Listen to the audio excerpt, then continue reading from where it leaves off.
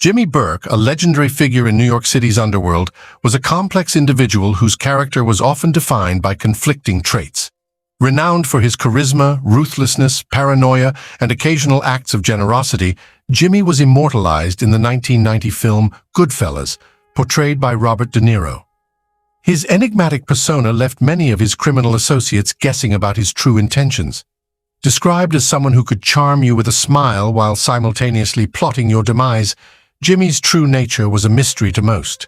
He maintained a facade of friendship while harboring a capacity for extreme violence towards those who crossed him. This dichotomy was exemplified by his willingness to order the murder of his closest confidants, as seen in the case of his own best friend, whom he dispatched despite having recently enjoyed his hospitality. While Goodfellas is widely considered to be a faithful portrayal of Jimmy's life, it only scratches the surface of the complexity and darkness that defined his character.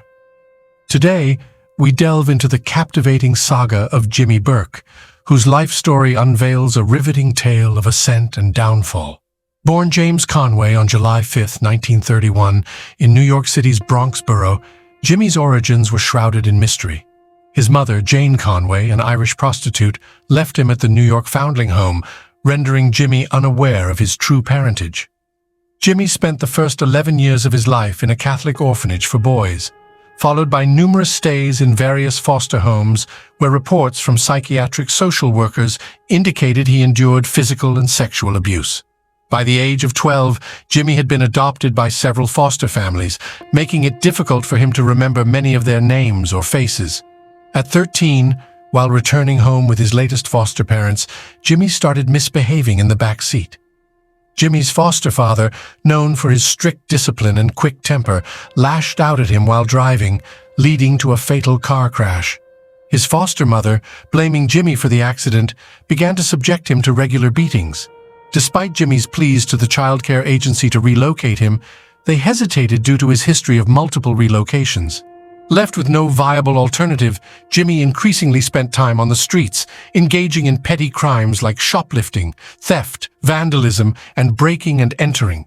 Just 2 months after the crash, he faced his first arrest for disorderly conduct at a local playground, though the charge was later dropped. However, within a year, he was convicted of burglary after stealing over $1,200 from a nearby house, resulting in a 6-month sentence at a juvenile detention center. Jimmy's life became a cycle of incarceration during his formative years, with brief spells of freedom between the ages of 16 and 22, totaling a mere 86 days. However, a ray of stability pierced through the chaos when Jimmy found himself welcomed into the Burke family home in Queens, New York. Here, he experienced the warmth of parental love and respect for the first time, prompting him to adopt their surname as his own. He maintained a close bond with his foster parents, visiting them faithfully on Mother's Day and Father's Day for the remainder of his life. Despite the newfound stability, Jimmy's criminal inclinations persisted. At 17, he forged a friendship with Dominic Cersani, a local gangster affiliated with the Gambino crime family. Together, they delved into various illicit enterprises, including gambling and loan sharking. However, their primary focus was on creating and cashing fraudulent checks. In September 1949, Jimmy's criminal activities caught up with him when he attempted to cash $3,000 worth of counterfeit checks at a Queens bank. Arrested on the spot, Jimmy endured brutal interrogation tactics at the hands of police, who sought to coerce him into implicating Dominic. Despite enduring physical abuse, Jimmy remained steadfast, refusing to betray his friend. As a result, prosecutors placed the full weight of the counterfeit check scheme on him. Sentenced to 5 years in Auburn maximum security prison at the age of 18, Jimmy faced his initiation into the harsh realities of adult incarceration. On his first day behind bars, he was met by a group of intimidating inmates, all allies of Dominic, who commended him for his silence during interrogation. They extended their protection to him and assured him of their support if he encountered any trouble within the prison walls. During his time in custody, Jimmy forged alliances with fellow Mafia affiliates, leveraging his charm to cultivate strong bonds that would prove invaluable in his future criminal endeavors.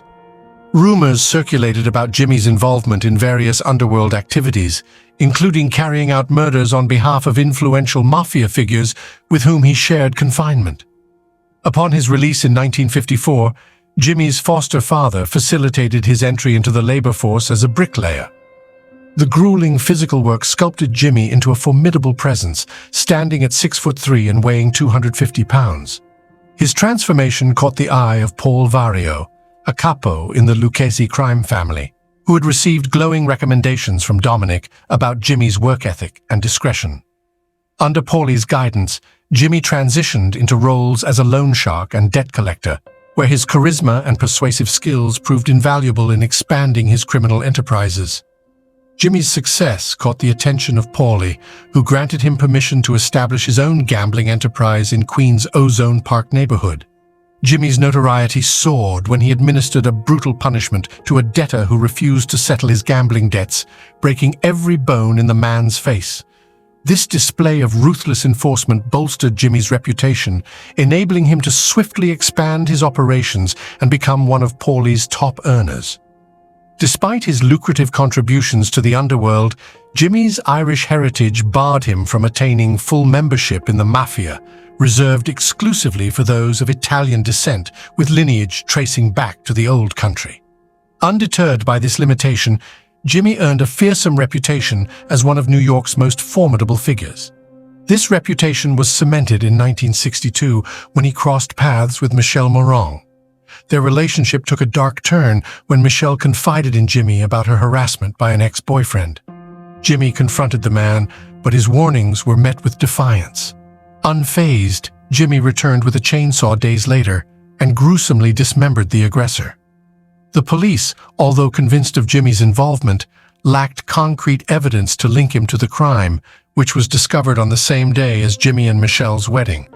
With law enforcement closely monitoring his every move, Jimmy emerged as one of the most menacing figures in the city.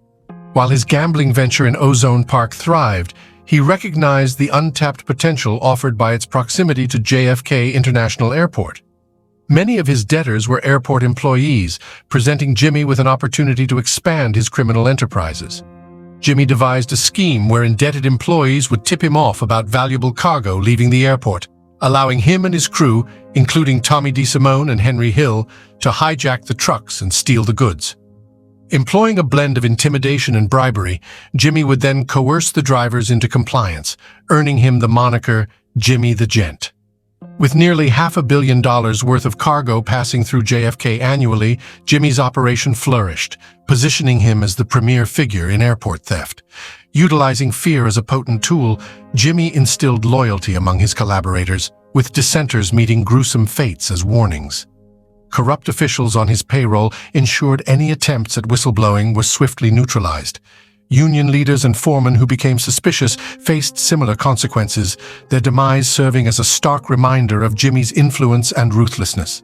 When Jimmy's collaborators faced termination for their involvement in the hijackings, he utilized his connections with Paulie, who in turn enlisted Johnny Dio, the Lucchese family's union liaison, to protect their jobs by threatening strikes. This ensured the continued loyalty of his insider network.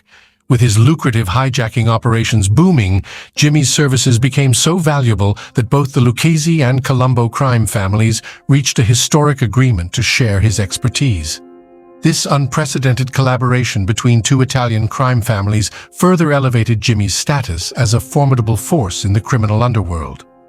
In January 1967, Henry Hill, operating at the Air France terminal, received another valuable tip from Bobby "Frenchie" McMahon, the cargo foreman known for his collaboration with Jimmy.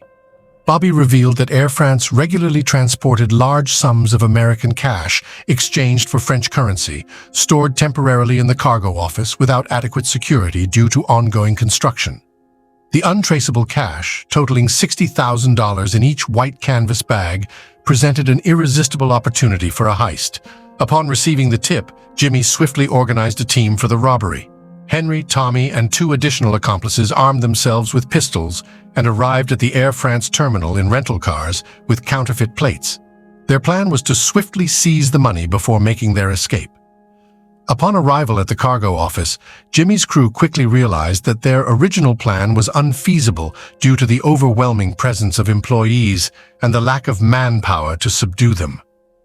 Despite the visible stacks of money inside, they left empty-handed that night. In the following days, Henry brainstormed with Bobby for an alternative approach. Bobby explained the security measures surrounding the newly completed cement storage room, emphasizing the guards' strict control over the only key. Recognizing the need for a discreet solution, the crew devised a plan to obtain the key, make a copy, and return it unnoticed. Bobby befriended the guard and arranged a night out at a local bar, providing the perfect opportunity for Henry and the others to execute their plan. While the guard was away, they swiftly acquired the key, made a copy, and discreetly returned it before the guard's absence was noticed. After an unsuccessful search for the key in the guard's apartment, Jimmy grew impatient, realizing that the guard kept it on his person at all times. Determined to secure their payday, Jimmy contemplated a plan involving kidnapping the guard, stealing the money, and eliminating him afterward. However, Henry's observation about the guard's penchant for adult magazines sparked Jimmy's imagination. A few days later, Bobby arranged a rendezvous between the guard and a Natalie Wood look-alike prostitute at the Jade East Motel near JFK. Bobby excused himself, leaving the guard and the woman alone in the room. Following Jimmy's instructions, the woman enticed the guard to join her in the private hot tub downstairs, ensuring the door remained unlocked. As the guard eagerly obliged, the woman slipped away momentarily while Henry swiftly located the guard's keyring hidden in his pants. With the key in hand, Henry dashed out of the motel and into Jimmy's awaiting car. The duo raced to a nearby locksmith to make a duplicate key. With the locksmith's help, Henry had duplicates made for all 18 keys on the guard's ring, ensuring they wouldn't miss the crucial one. Once finished, Henry swiftly returned to the motel and discreetly replaced the key ring without raising suspicion. Bobby later confirmed that the money was stored in the safe room, and with the key in their possession, Henry and Tommy effortlessly accessed the Air France cargo terminal. Inside the room, they retrieved $480,000 in cash and over $300,000 in jewelry. Before Jimmy could take his share, he had to kick up $100,000 to his capo, Paul Vario, and another $100,000 to Sebastiano Buster Alloy, the Colombo family's airport overseer. Jimmy's portion amounted to $60,000, which he invested in a bar near JFK called Robert's Lounge, a venue that would later gain notoriety as both a mob hangout and a burial ground for Jimmy's enemies. Despite the success of the heist, Jimmy's hijacking crew continued to target trucks leaving the airport, leveraging insider information for lucrative scores. Additionally, Jimmy maintained a profitable sideline in selling smuggled cigarettes throughout New York City, ensuring a steady flow of income beyond his hijacking endeavors. Jimmy's cigarette smuggling operation flourished due to the vast price difference between North Carolina and New York, a result of high taxes in the city. Leveraging this disparity, Jimmy orchestrated a sophisticated network of trucks shuttling cigarette cartons from North Carolina to New York, where they were sold at a significant profit. To aid in this endeavor, Jimmy recruited his longtime friend Dominic Cersani, with whom he maintained a close relationship, even vacationing together with their wives. However, Dominic's loyalty proved fleeting when he was apprehended by the police while transporting a truckload of illegal cigarettes. Despite Jimmy's previous discretion during his own interrogation, Dominic betrayed him to the authorities, divulging details of Jimmy's smuggling enterprise. Yet, Jimmy was not caught off guard, having received advance notice from a mole within the Brooklyn District Attorney's office. In a strategic move, Jimmy ensured that the truck intercepted by the police was empty when they inspected it, thwarting any incriminating evidence. Dominic, unaware of Jimmy's foreknowledge, extended an invitation for Jimmy and his wife to enjoy a complimentary trip to Florida. Seizing the opportunity, Jimmy orchestrated Dominic's demise, luring him into a fatal trap orchestrated by Tommy DeSimone. Tragically, Dominic fell victim to betrayal, meeting his end at the hands of those he once considered friends. Tommy's reputation as Jimmy's most notorious enforcer preceded him throughout the New York underworld, his hyper-violent and unpredictable nature making him a valuable asset in Jimmy's eyes. Despite occasional instances of excessive violence, such as an incident where Tommy fatally assaulted an uncooperative union representative, Jimmy refrained from reprimanding him, recognizing the potency of fear as a tool of control. Tommy's escalating instability facilitated Jimmy's manipulation, a dynamic Jimmy exploited when confronted with a significant dilemma in July 1970. With the release of William "Billy Bats" Bentvena from prison, Jimmy faced the challenge of reclaiming Billy's loan sharking business, which he had seized during Billy's incarceration. However, as a made man, Billy posed a formidable obstacle to Jimmy's ambitions. During a party at Robert's Lounge celebrating Billy's release, a drunken Billy mocked Tommy, referencing Tommy's past role as a shoeshine boy for older mobsters like Billy. Tommy's simmering resentment provided Jimmy with an opportunity, and over the following weeks, Jimmy covertly stoked Tommy's fury. The culmination of this manipulation resulted in Tommy's brutal murder of Billy Bats, enabling Jimmy to retain control of the loan sharking business. Despite the success of his machinations, Jimmy's ascent to the top of the criminal underworld would soon face unforeseen challenges. Jimmy's golden days soon faded when Tommy landed in prison for truck hijacking, followed shortly by Jimmy and Henry, incarcerated for assaulting a Florida bookie who had ties to the FBI. With their incarceration, the airport hijacking crew disbanded, cutting off Jimmy's primary source of income. Described by Henry as a degenerate gambler, Jimmy's mounting debts exacerbated his financial woes during his prison stint. Upon their parole release in July 1978, Jimmy faced pressing financial challenges due to his gambling debts. However, Henry's prison connections proved fortuitous when he befriended Philadelphia mobster Paul Mace, who proposed an unconventional scheme involving college basketball betting.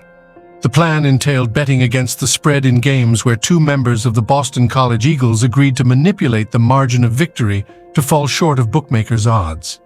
Henry and Jimmy placed discreet bets with various bookies nationwide to avoid suspicion.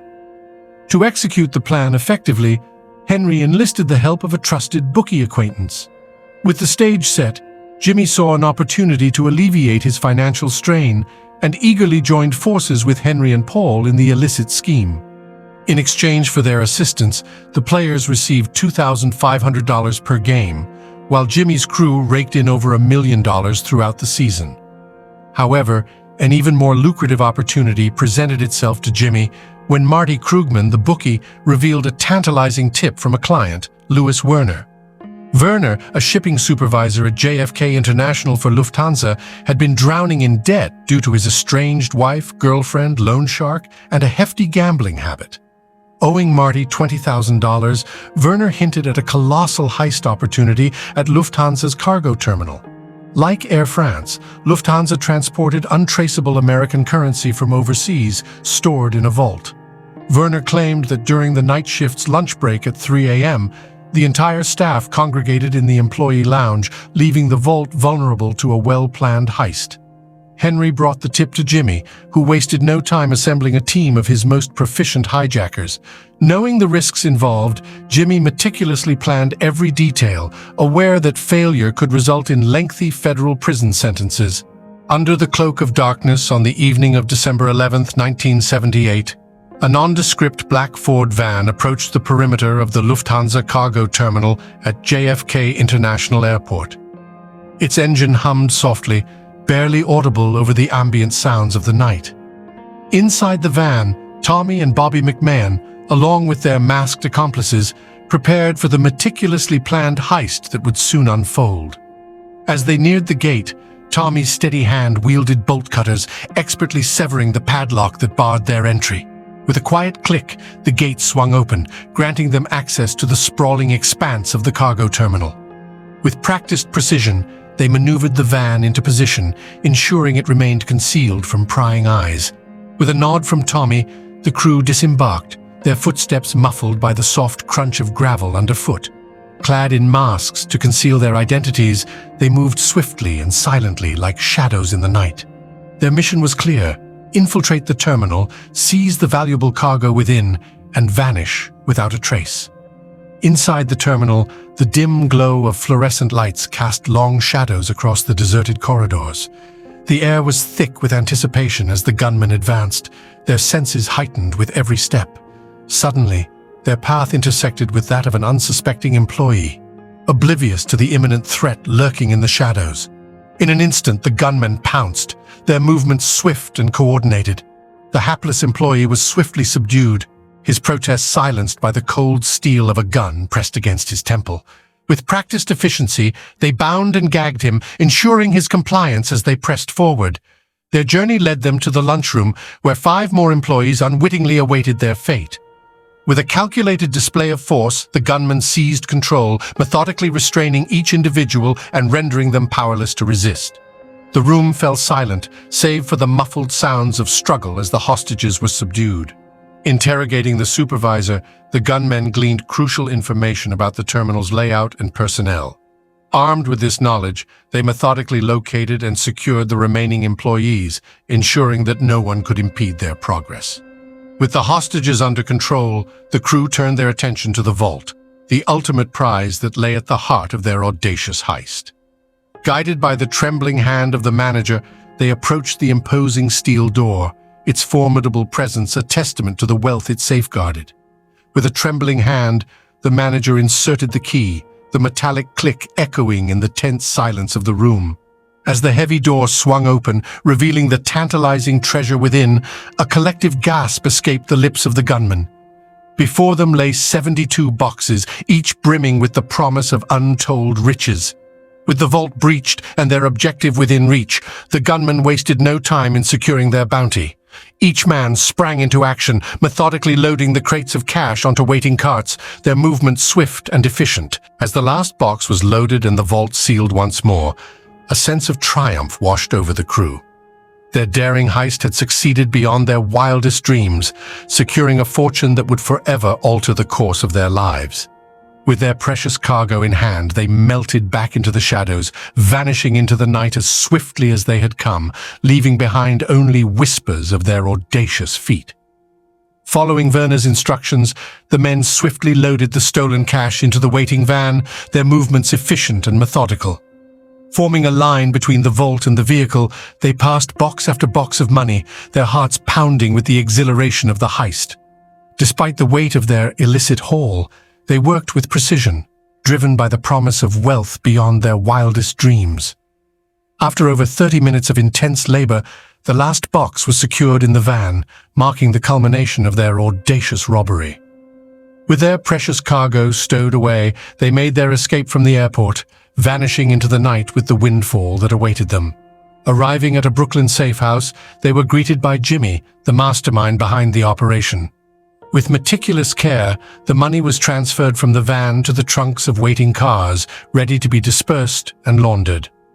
However, the magnitude of their success surpassed even Jimmy's expectations, with the final tally revealing a staggering $5 million in cash, along with $800,000 in jewelry, an unprecedented feat in the annals of U.S. criminal history.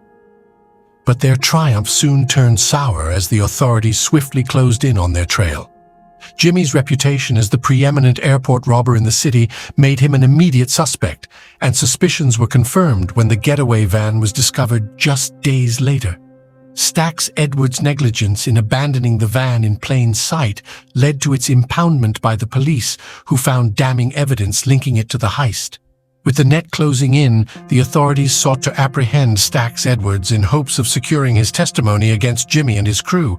However, before they could reach him, Tommy intervened on Jimmy's orders, silencing Stax forever. Despite Tommy's desperate attempt to protect their secrets, the FBI had already identified Jimmy and his associates as the prime suspects, marking the beginning of their downfall. Escalating pressure from law enforcement led to unprecedented surveillance on the Roberts Lounge crew, with helicopters and unmarked cars shadowing their every move. All their communication channels, from phones inside the lounge to nearby payphones, were tapped. Jimmy, gripped by mounting paranoia, feared that any misstep by his crew could expose him to the authorities. This paranoia intensified as Marty Krugman, incessantly demanding his share of the loot, became a looming threat. Convinced Marty might flip, Jimmy orchestrated his disappearance on January 6th, leaving no trace behind. To alleviate suspicion and offload cash, Jimmy ventured into the drug trade, purchasing $500,000 worth of cocaine from Florida dealer Richard Eaton. However, the product turned out to be counterfeit. In a brutal act of retribution, both Richard and his associate, Tom Monteleone, were found tortured to death in a meat freezer truck. As Jimmy sought to erase any link to the heist, no one deemed a potential threat was spared. Louis Cofora, a former associate turned liability, met a grisly fate. Just weeks after the heist, Louis, who had flaunted newfound wealth by buying his wife a custom pink Cadillac, was swiftly eliminated. As the FBI's investigation loomed, Louis and his wife vanished in March 1979, echoing Marty Krugman's mysterious disappearance. The following month, Joe Manry and Bobby McMahon, key figures from the Air France robbery, met a grim fate. Found dead in a parked car, both had been executed with shots to the back of their heads. In a chilling escalation, Gambino associate Paolo Lacastri, tasked with overseeing the heist's logistics, met a similar demise.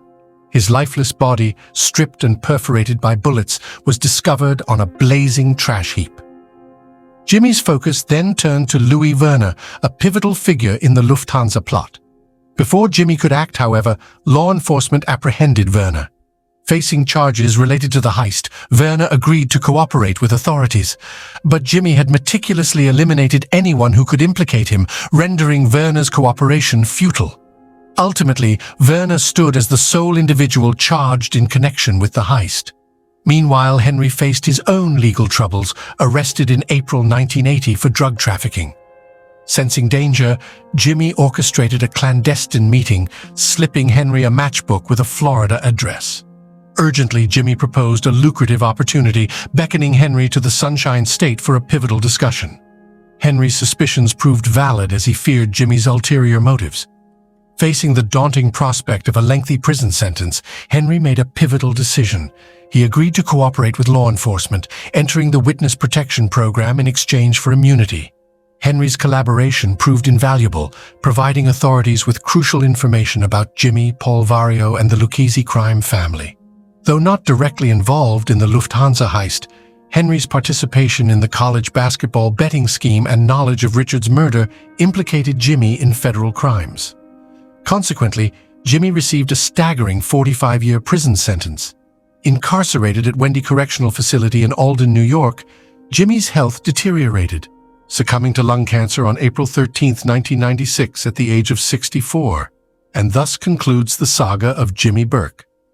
If you found this account compelling, don't forget to like and subscribe. Thank you for tuning in, and until next time.